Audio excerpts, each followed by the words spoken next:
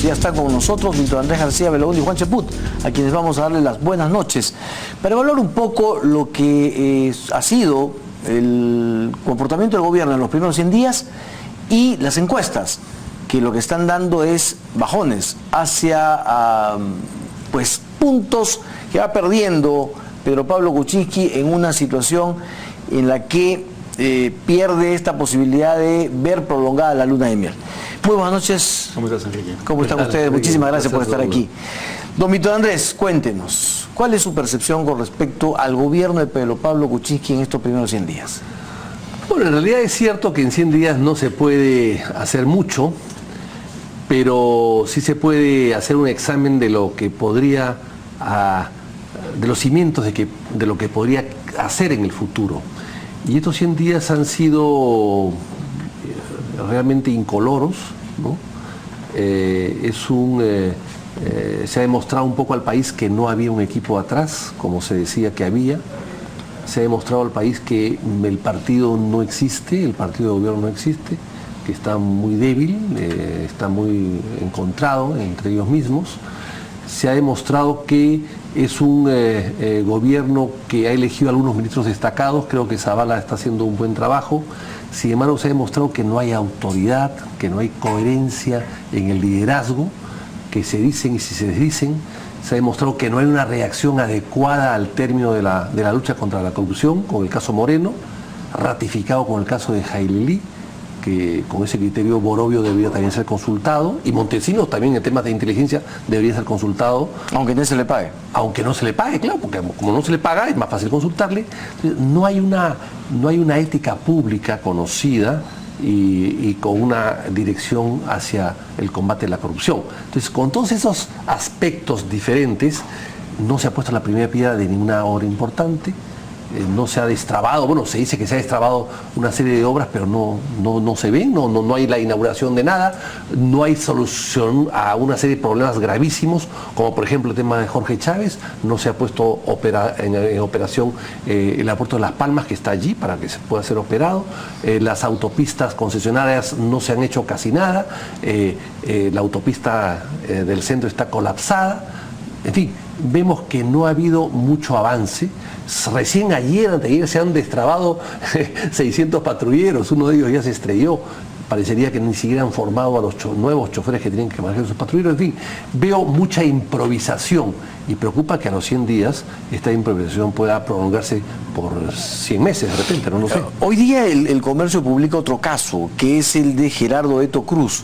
Según la página web del Comercio, la ministra de Justicia, Marisol Pérez Tello, lo nombró en una comisión especial para ver el Código Procesal. Sin embargo, él fue denunciado por el fiscal de la Nación, Pablo Sánchez, por presuntamente recibir una coima de 80.000 soles del exalcalde de Trujillo, de Chiclayo, Roberto Torres.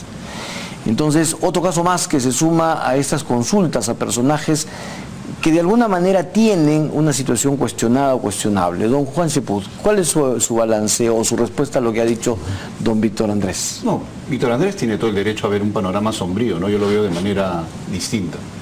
En primer lugar, hay una circunstancia que no se da en el país desde hace mucho tiempo, que es que el presidente está gobernando con una minoría. Es decir, tiene 18 parlamentarios, a diferencia de los anteriores gobiernos en que había mayorías hegemónicas, ¿no? Se constituían mayorías en el Congreso notables. Hoy día no estamos en esa situación. En segundo lugar, 100 días son insuficientes como para poder exigir pues, que se hagan carreteras o cuestiones de infraestructura, pero sí permiten ver cuál va a ser el derrotero del gobierno. El gobierno ha planteado en diversos sectores una serie de modificaciones que van a dar sus frutos en los próximos meses, por ejemplo, y cuestiones que realmente van a ser importantes. En el caso del sector transportes, el vicepresidente y ministro Martín Vizcarra señaló que vamos a tener 2 carreteras centrales a fines del año 2019. Eso no se puede hacer en 100 días, pero sí se puede mostrar al finalizar un mandato, que es lo que verdaderamente importa. Por otro lado, tenemos una serie de reformas que han sido dejadas de lado por los gobiernos anteriores en sectores como el tributario y dentro de ello, y como parte de lo económico, en la misma estructura del Banco Central de Reserva, en aspectos políticos, en cuestiones que tienen que ver con la salud y la seguridad. Y yo creo que sí ha habido un problema de parte de nosotros. Ese tiene que ver con que no se sinceró la situación de lo que recibíamos de Ollanta Humala desde el primer instante. Eso sí creo yo que ha constituido que se generen expectativas muy altas, porque por una cuestión de exceso de cortesía no se actuó en lo político y no se dijo cuál era la situación del país, con indicadores negativos en todos los sectores, con una caja en cuestión económica sumamente crítica, a diferencia de otros gobiernos, y que hoy nos está pasando la factura en términos presupuestales. Entonces, hay una serie de condiciones que no nos permiten comparar lo que son estos 100 primeros días con los 100 primeros días de los gobiernos de Toledo, García o Humala. Por la cuestión parlamentaria, por la cuestión de la caja fiscal, por la herencia, tanto Humala como García recibieron un país en marcha. Toledo se asemeja a Kuczynski ¿en qué? En que reside en un país con problemas económicos. Y por lo tanto esos 100 primeros días se constituyen en cuestiones completamente distintas. No es un país en bonanza, es un país que tiene una serie de indicadores negativos, con déficit fiscal absoluto, con incremento de la planilla, con una corrupción que viene del gobierno anterior y que tenemos que identificar y que lamentablemente está mimetizada en diversos lugares del Estado. Entonces los desafíos son completamente distintos. Y por eso creo yo que para haber pasado estos 100 primeros días son completamente aceptables. Pero los temas de corrupción de los que se ha hablado durante todo este periodo de 100 días no vienen del gobierno anterior. Moreno no vino, llegó con, o sea, parte de los gorgojos que trajeron ustedes, el caso... Bueno, Moreno es una persona... Perdóneme, el caso Jaililí es de ustedes, el caso de Gerardo Eto Cruz, si se confirma... Jaililí y Eto Cruz, bueno, son llamados por la ministra de Justicia y por el ministro de Economía. Se aclaró de que es una persona que fue mencionada, pero no tiene nada que ver en el aparato del Estado. Y en el caso concreto de Moreno, es un individuo que ya ha venido trabajando en el sector público desde hace mucho tiempo y que lamentablemente fue convocado por la alianza que se tuvo, por las conversaciones que hubo con gente vinculada al PPC y llegó pues a una alta estructura del Estado, pues ya fue expectorado y en estos momentos está siendo investigado en el Ministerio Público. Pero como sistema, como un aspecto mucho más amplio, como se ha visto en gobiernos anteriores, no hay todavía ninguna acusación firme. Domito Andrés. Bueno, pero el caso de Moreno llegó como asesor presidencial, nada de menos, no llegó como portero de Palacio de Gobierno. En el caso de Jaililí, el presidente de la República lo ha anunciado. O sea, no es que lo haya anunciado un secretario de los tantos secretarios que hay en un ministerio.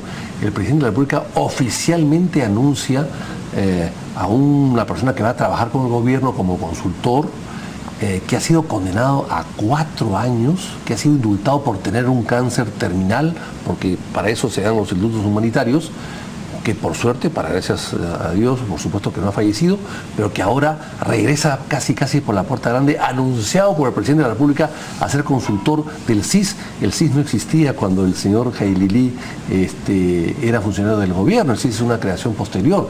Finalmente, el señor Jaililí era muy duro con los gobiernos democráticos en soltar dinero, porque manejaba la caja del MEF, era viceministro de Hacienda, pero con Montesinos y con Fujimori les dio 15 millones de dólares a sola firma, los ayudó a contar el dinero y a meterlo en la maleta y a empujar la maleta también. O sea, todo eso es un desastre para la moral pública. O sea, un gobierno no puede estar trayendo a ese tipo de personajes, por más que hayan sido buenos en un momento dado y que se perdieron en el camino, a llevarlos al gobierno y anunciarlos presidencialmente. Yo creo que eso es la imagen que se da y el ejemplo que se da es fatal para el resto del país.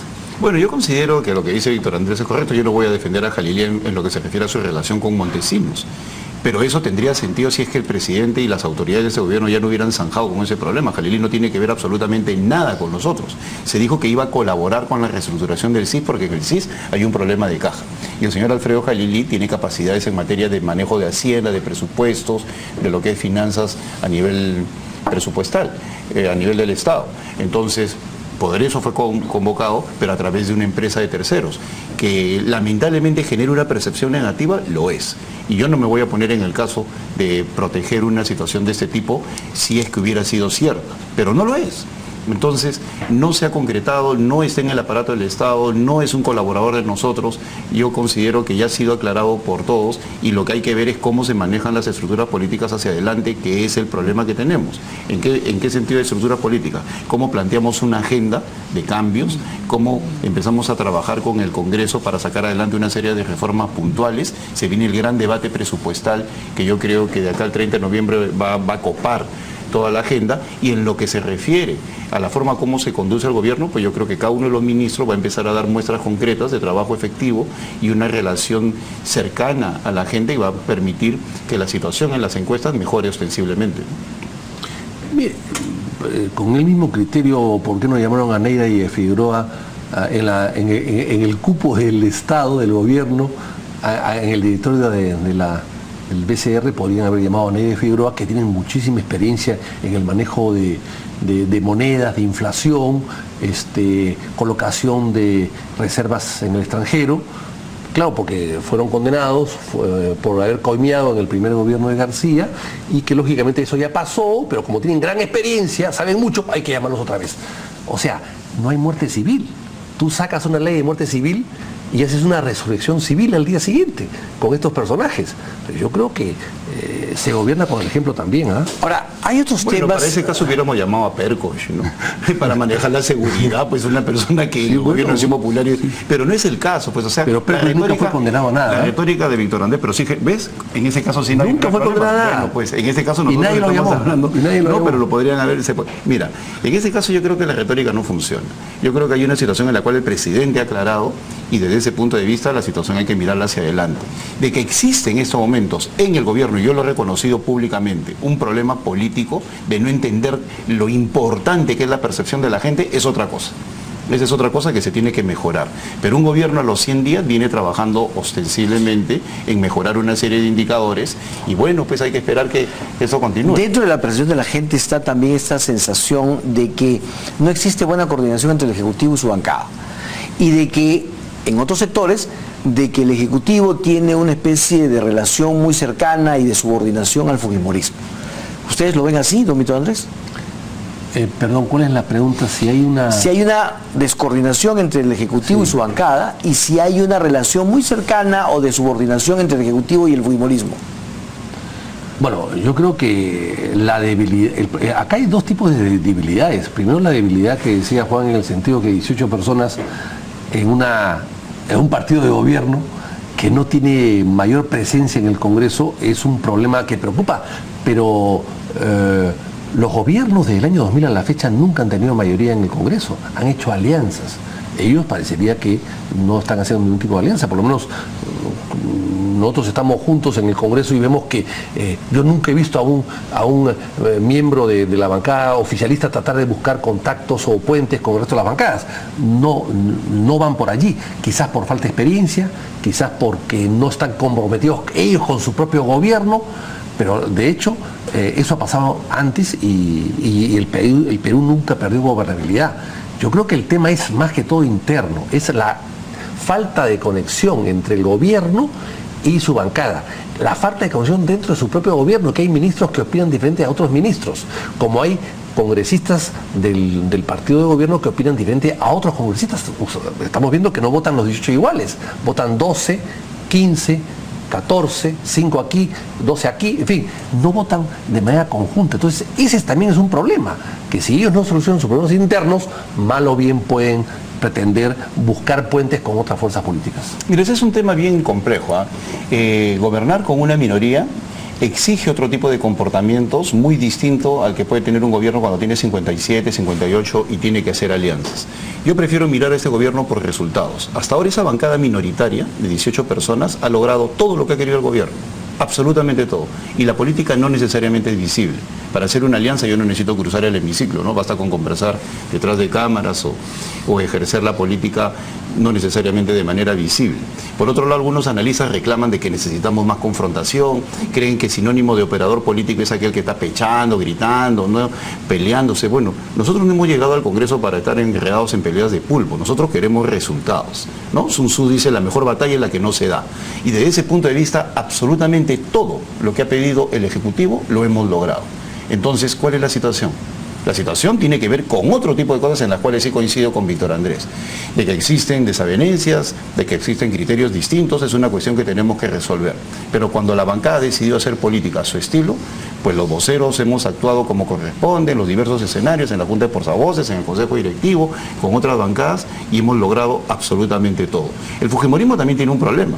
Tener la hegemonía lo lleva a ellos a tener en este momento la responsabilidad en lo que se refiere a la imagen del Congreso.